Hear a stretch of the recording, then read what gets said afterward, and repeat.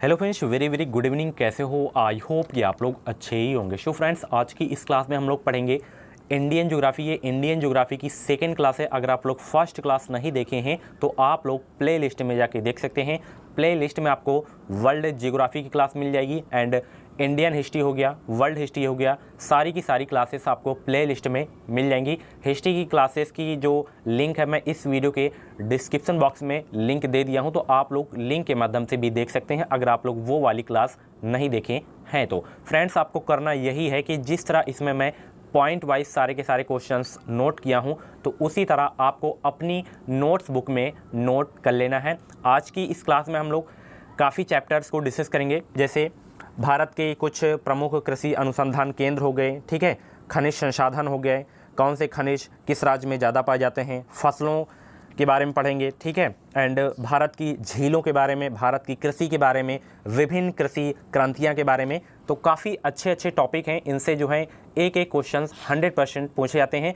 Friends, मैं guarantee के साथ कहता हूं, अगर इन टॉपिक से क्वेश्चंस आते हैं तो एक भी क्वेश्चंस आपका इससे बाहर नहीं जाएगा। विश्वास रखिए मेरे ऊपर। चलिए स्टार्ट करते हैं इस क्लास को। सबसे पहला जो टॉपिक हम आज की क्लास में पढ़ेंगे वो है हमारा भारत की प्रमुख झीलें। झीलों से एक क्वेश्चन टपक जाता है। कैसे कैसे क्वेश्चंस टपकते हैं आपके एग्जाम में, वो आप लोग इसमें देखिएगा। सबसे पहला पॉइंट ये है कि भारत की सबसे तटीय झील कौन सी है। तो देखिए, भारत की जो सबसे तटीय झील है वो है आपकी चिल्का झील। ध्यान रखिएगा, चिल्का झील जो है किस राज्य में है, तो ये उड़ीसा राज्य में है, ये भी आपको याद रखना है। अगला पॉइंट है कि भारत में सबसे अधिक जो है खारे पानी की झील कौन सी है, तो वो है आपकी सांभर झील। किस राज्य में है? राजस्थान में है, ठीक है। सारे के सारे पॉइंट्स आपको नोट करना है। अगला पॉइंट ये है, भारत में सबसे बड़ी मीठे पानी की झील। तो देखिए, भारत में जो सबसे बड़ी मीठे पानी की झील है वो है वुलर झील। वुलर झील किस राज्य में है? तो जम्मू कश्मीर राज्य में है। इस तरह से आपको ब्रैकेट में नोट कर लेना है। अगला पॉइंट ये है कि भारत की सबसे बड़ी कृत्रिम झील। तो देखिए, भारत की जो सबसे बड़ी कृत्रिम झील है वो है गोविंद वल्लभ पंत सागर, ठीक है। तो ये चार जो पॉइंट थे मोस्ट इंपॉर्टेंट है। अगला पॉइंट यहाँ पे देख सकते हैं, कुछ अलग से मैं झीलों के नाम लिख दिया हूँ और उनसे संबंधित राज्य, यानी कि कौन से झील किस राज्य में स्थित है। ये जैसे डल झील, तो डल झील किस राज्य में है? जम्मू कश्मीर में है। उसके बाद देवताल झील उत्तराखंड में है।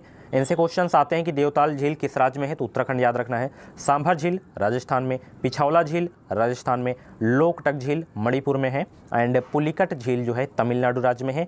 लोनार झील महाराष्ट्र में, जो कि बहुत ही इंपॉर्टेंट ये वाली झील है। तो एक भी झील को आपको मिस नहीं करना है, ठीक है। फ्रेंड्स, मैं आप लोगों के लिए इतनी मेहनत करता हूं और आप लोग वीडियो को लाइक नहीं करते हैं। यार प्लीज़ वीडियो को लाइक कर दिया करें ताकि मैं और सारी वीडियोस आपके लिए ला सकूं, ठीक है। तो वीडियो को लाइक कर दें फटाफट, अभी तक आप लोग लाइक नहीं किए हैं तो। अगला पॉइंट यहाँ पे है, भारत में सबसे अधिक ऊंचाई पर स्थित झील कौन सी है, तो वो है चोलामू झील। किस राज्य में है, तो ये है सिक्किम राज्य में।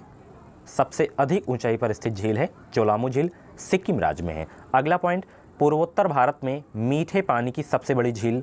यहाँ पे पूर्वोत्तर पूछ रहा है, ठीक है, पूर्वोत्तर, कन्फ्यूज नहीं होना है। अगर एक और क्वेश्चंस बनता है, भारत में सबसे जो है बड़ी मीठे पानी की झील कौन सी है, तो वो अलग है, और ये जो है पूर्वोत्तर भारत का पूछ रहा है तो लोकटक झील हो जाएगा। और अगला ये है, यानी कि जो इसी झील में, लोकटक झील में जो है एक तैरता हुआ राष्ट्रीय पार्क है। ये जो है केबुल लामजाओ उस पार्क का नाम है, और किस राज्य में है, तो मणिपुर में है। ये भी आपको याद रखना है, ठीक है। ये वाला मोस्ट इंपॉर्टेंट है कि किस झील में एक तैरता हुआ राष्ट्रीय पार्क है, तो वो है आपकी लोकटक झील, और किस राज्य में है, तो मणिपुर में है। उस पार्क का नाम केबुल लामजाओ उस पार्क का नाम है। अब हम पढ़ेंगे भारत की कृषि के बारे में, ठीक है। भारत की कृषि के बारे में देखिए, भारत के कुल क्षेत्रफल का लगभग जो है 51% भाग पर कृषि की जाती है, 51% पर, और 4% पर जो है चारागाह, और 21% भाग पर जो है वन है, और 24% पर है भूमि बंजर है, यानी कि उसमें कुछ नहीं होता, ठीक। और यहाँ पे देख सकते हैं, इसमें इम्पॉर्टेंट लिख लीजिएगा। अगर आप लोग कोई एग्ज़ाम वगैरह दिए होंगे तो ये प्रश्न आप लोग पहचानते होंगे, इनसे क्वेश्चंस आते हैं। यहाँ पे विभिन्न प्रकार की कृषि विधियाँ हैं, ठीक है। जैसे सेरीकल्चर है, तो सेरीकल्चर का संबंध किससे है? तो सेरीकल्चर का जो संबंध है वो है रेशम कीट पालन से। और एपीकल्चर का संबंध है मधुमक्खी पालन से। पीसीकल्चर का संबंध किससे है? मत्स्य पालन से।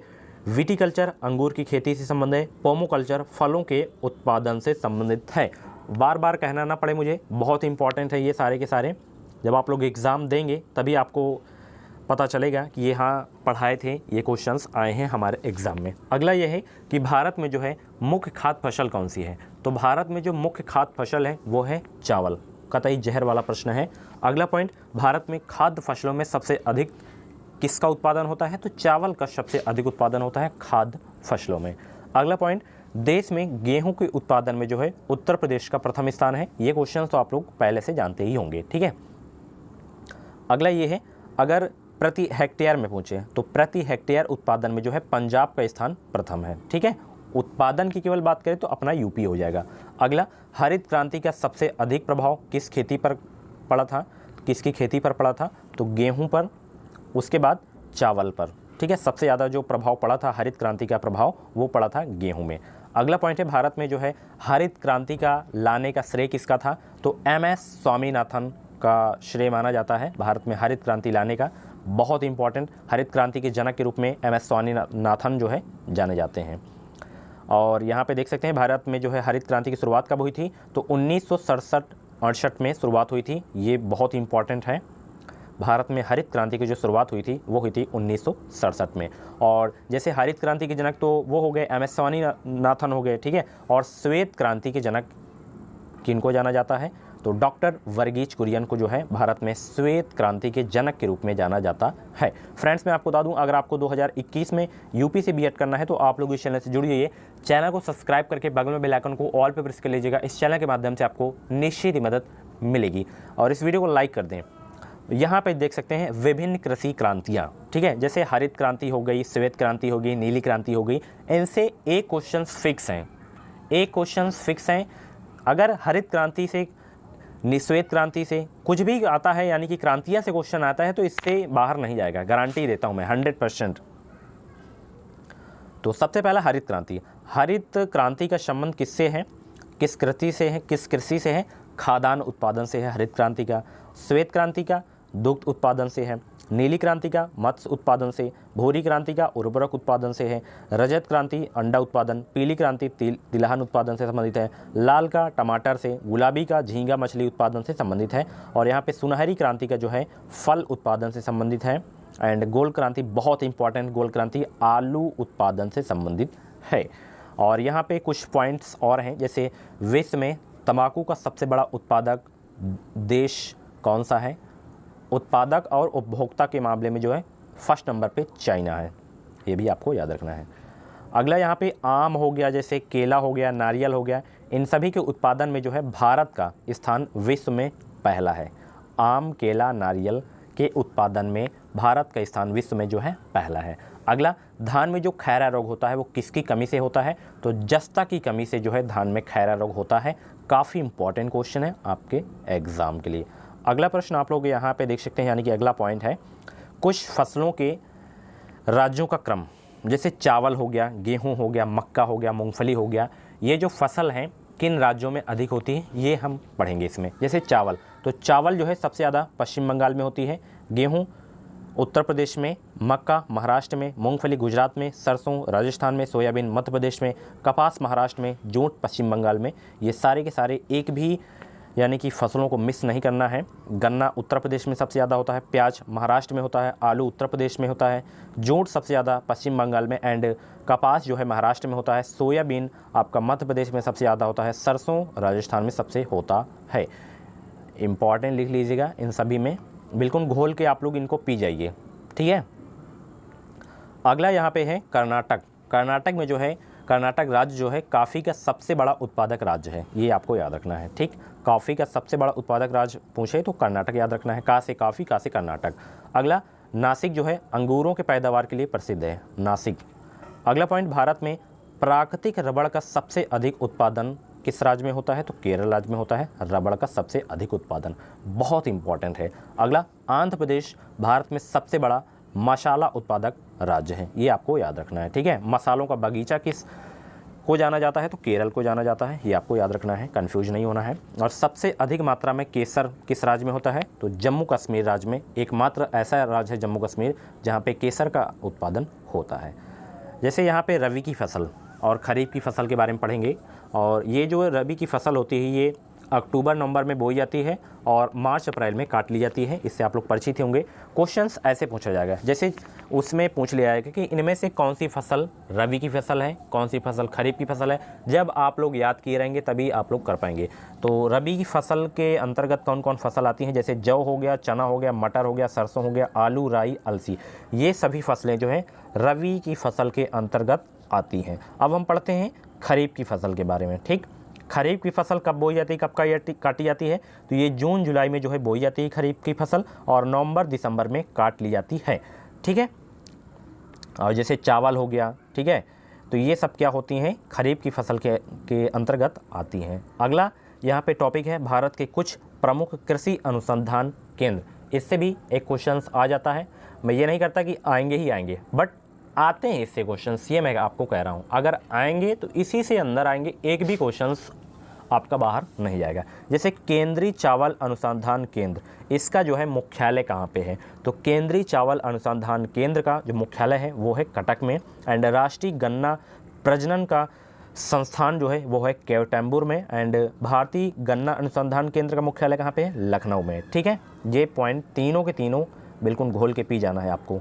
अगला यहाँ पे देख सकते हैं केवल नलकूपों की सर्वाधिक सघनता वाला राज्य, तो वो है आपका अपना उत्तर प्रदेश।